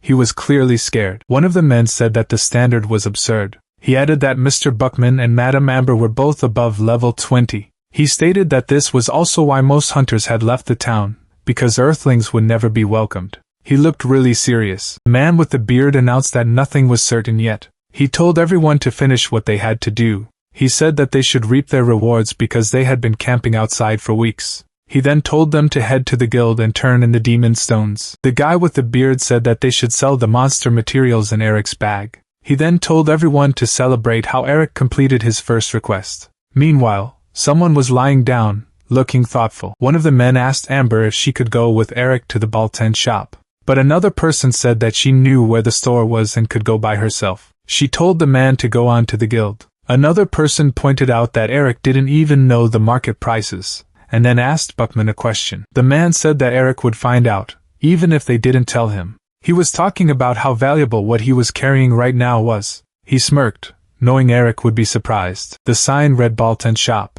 Someone inside was clearly surprised by something. The shopkeeper refused to buy whatever it was. He explained that even though Buckman was a loyal customer, he couldn't risk getting involved. He added that the town's prosperity was all thanks to the dungeon. The shopkeeper continued, saying that without the dungeon, no one would stay in a place with an earthling and an inquisitor. He wondered who he would sell his goods to then. The young man looked like he was about to beg him to reconsider. The shopkeeper shouted at the young man, telling him half? No, half of half. He asked if the guy was deaf. He explained that regardless of money, if an inquisitor. Suddenly, a cloaked figure interrupted them, telling them to continue. He said he would wait in line since he arrived late. The newcomer's masked face was unreadable. The shopkeeper was terrified. He shouted that the cloaked figure was from the Church of Darkness, the Inquisitor. He thanked the owner for the introduction, clearly panicking. Ryu Han-ben looked at the Inquisitor suspiciously, wondering what level he was. The cloaked man thanked the shopkeeper for his products, speaking politely. Ryu Han-ben stared at the Inquisitor, his eyes narrowed. He looked like he was trying to figure out what was going on. The Inquisitor spoke, asking what was wrong. The system window showed that his level and species were unmeasurable. He wondered why they couldn't see his level.